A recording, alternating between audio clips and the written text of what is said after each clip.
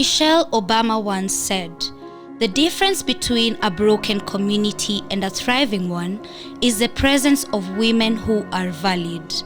At FIDA Kenya, we value women and believe in equal opportunities at the tables where important decisions affecting the nation are discussed and made. We never had an opportunity where we can vie.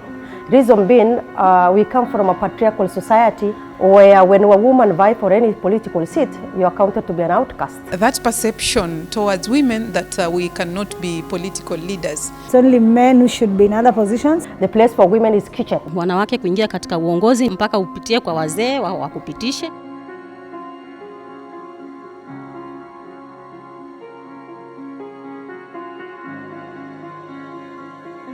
Most women who also are interested in politics may not really have the massive resources that are required for campaigning.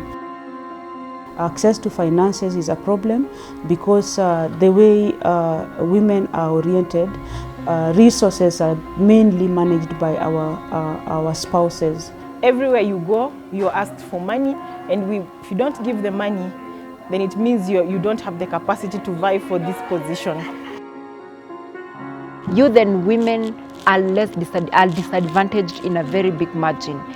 We lack people to hold our hands, to mentor us, to guide us, to show us what is to be done and what the do's and the don'ts when you go for elective position. We actually don't succeed in politics because we really don't understand politics. We think we understand politics by social media. You think that if you declare your candidature, for example, and put your face out in social media and get out and go to 2-3 women groups, then you have understood politics.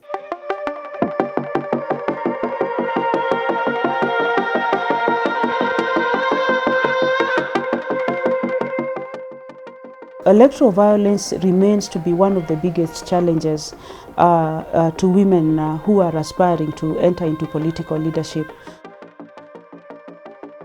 I got threatened quite a lot. I mean, there are times when people would say that, hey, they're coming to attack you this evening and they have pangas and machetes. You know, even the people who are campaigning with you, your foot soldiers, then are so fearful because they don't know whether to protect themselves or you, because a lot of times this thing extends even to the people who are supporting you or the ones who are always with you. They can even interfere an aspirant, a female aspirant, in a public barasa. So that one will create fear so that you don't continue with your ambitions.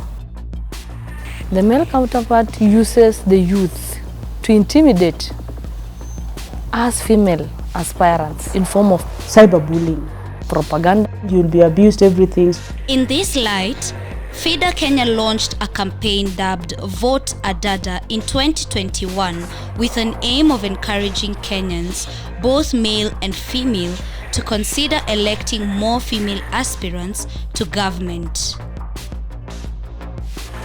VoteAdada's objective is to sensitize voters on the importance of electing female aspirants and to adequately prepare female aspirants for the 2022 general elections.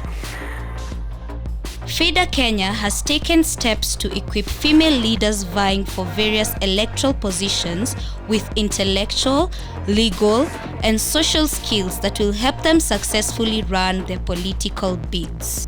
This has been through workshops and trainings at the grassroots level and a 3-day National Women Leadership Academy where more than 300 female political aspirants were trained. We work on women's rights individually and collectively in increasing their space and access to leadership and governance, and that has remained one of the main areas that we focus on, and especially building on the Constitution of Kenya 2010. In relation to women and governance, we run a number of initiatives. We look at women's individual and collective ability to lead. So individually, we focus on building the capacity of women, on enhancing their space to access leadership, both elective and appointive positions. And once there, we work on ensuring that they are able to achieve their manifestos and their objectives as leaders. Collectively, we work at agitating with the powers that be, which is the government of Kenya, to increase the space for women to be leaders, whether at grassroots level or up to the highest level, which the Constitution allows. So that means having affirmative action policies, and also means that encourage women to come out and be leaders, and when they get appointed, to have their treatment in leadership. The VoteAdada initiative is a campaign that FIDA Kenya has been running since 2021. We are particularly excited and passionate about it, and it is geared at increasing women's participation, involvement, and turnout in this 2022 election in Kenya. The main objective of involving women is that, one, women comprise the majority in Kenya. We are the bigger population, and it therefore makes sense that we are also involved not only as aspirants or candidates, but also as voters. So we have to get women involved in governance. It is important to involve women because half the population cannot be discussed without them at the table. So we must be part of the conversation across the board and across the divide politically, so that collectively our tribe, being women, is represented, agitated for, and has their aspirations fulfilled.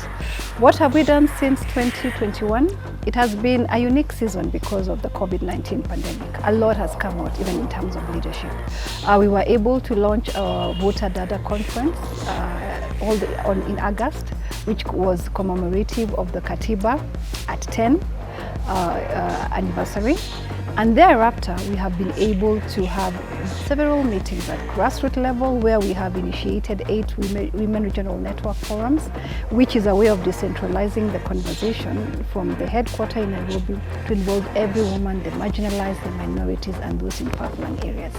Secondly, we also held the VoteAdada Women Leadership Academy that was huge in December 2021, that saw a record of almost 500 women in person attending the training for 3 days, which focused on their preparedness in terms of elections. What was exciting is that we had women aspirants across the divide, across the board, all the way from members of county assembly to even presidential candidates being part of the academy. Esteemed women aspirants attending the Women Leadership Academy.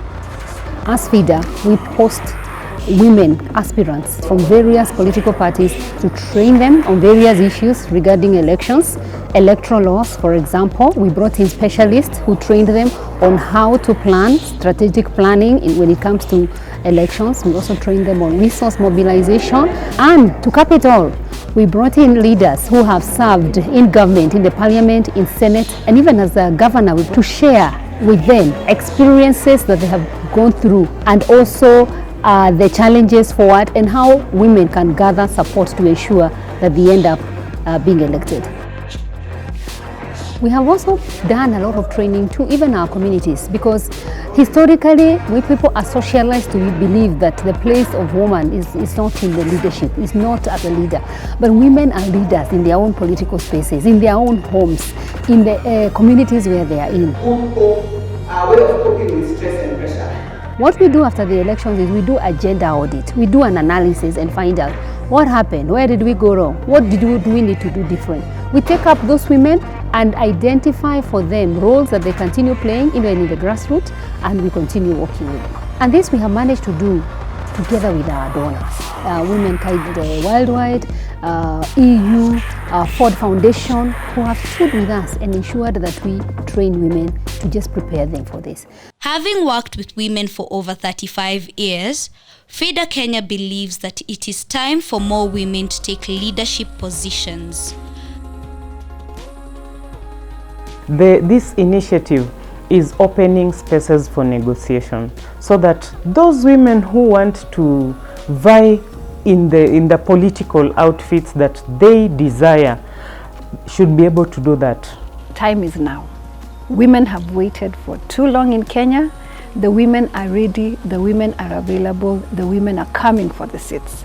Our appeal to Kenyans is, please don't judge a candidate simply because she's a woman. Look at her track record, give her a chance to sell her manifesto, and please let us rid ourselves of tendencies such as gender-based violence that discourage women from coming out to seek elective posts. To the women aspirants, we're extremely proud of them. We wish them all the best. As FIDA Kenya will be here to support them through our VoteAdada initiative. They can count on a friend in FIDA Kenya. To the political players who are the greatest stakeholders in this process, please give women a chance within your political parties. As independent candidates, give them space to seek elective positions and appointive positions, because time is now, and we have proven that it is possible to have great, tremendous leaders who are women. Many may ask, are women ready for power? Do they qualify? The bold answer is yes. Women have been qualified and ready to lead for so long, and it is time to take action and change the leadership narrative in the country. It may not be easy, but it can be done.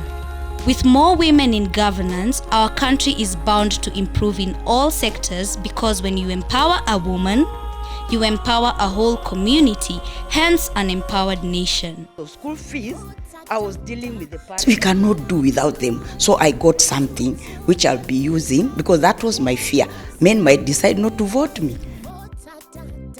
VoteAdada imetufanya tujiamini. Ile doubt ambayo watu wa mama wako nayo imetoka, kwa sababu kila mama ako na nafasi sasa ya kwenda mashinani kuelimisha wenzake. Akishapata vikundi vile vya wamama wakiwa pamoja, wakiamua, sasa ni kampeni ya VoteAdada itaenea katika kaunti yote. For me, the VoteAdada initiative, I feel like I have added more strength towards that feeling of self-doubt. There's so many things that I've learned through this Women Leadership Academy that I didn't know. So many mistakes that I did, but now I'm wiser. From this 3-day training, my parting shot to ladies, we should put to practice what we've learned from here, the 3 days, so that when we get to mashinani, when we are talking to our people, we apply. We also motivate others and not keep the knowledge that we've been given, but share them with the individuals on the ground. Kwa wale wamama walemavu ambao wana hasmia kutafuta kiti chochote kile cha kuchaguliwa, wakuwe persistent, wakuwe na brand yenye wao wenyewe wanaona itaendanisha na wao na ina address issues za wale watu wako nao. Yeah, to the girls back in Samburu and any other pastoralist community, I believe that if some of us made it, you can even make it. No matter how challenging it may be, get in the race. If you cannot run, because of course running is not for everyone, support a woman. Identify a woman who's capable, identify a woman who has potential, work with them, support them. It is doable, it is possible. There are those who've gone and done it against, several odds. You have no excuse. There's nothing that can limit a woman. For as long as you have the goodwill, for as long as you're confident with yourself, then it means you can go for what you want, any position, any seat, and you will get it. Ndani kwa wanawake wadogo ama wasichana wadogo, tusiogope kuingia kwa siasa. Tukue that courageous, kwa sababu tuko na ule uwezo. Let us come out in large number. Let us go. Let us fight as fighters.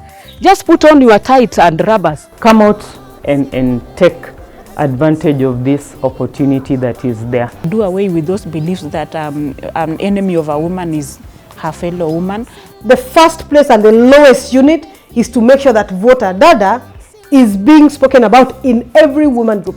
Let's all vote women first before we vote men. And I believe this Kenya will be a better Kenya. It's a plus for FIDA, and these women that we participated, me included, are now better because of FIDA. The time is now. Kauli mbiu ni moja, VoteAdada. Let us move strongly despite the fear and ensure that we VoteAdada. Tuungane pamoja, kauli mbiu moja, wakati ni sasa.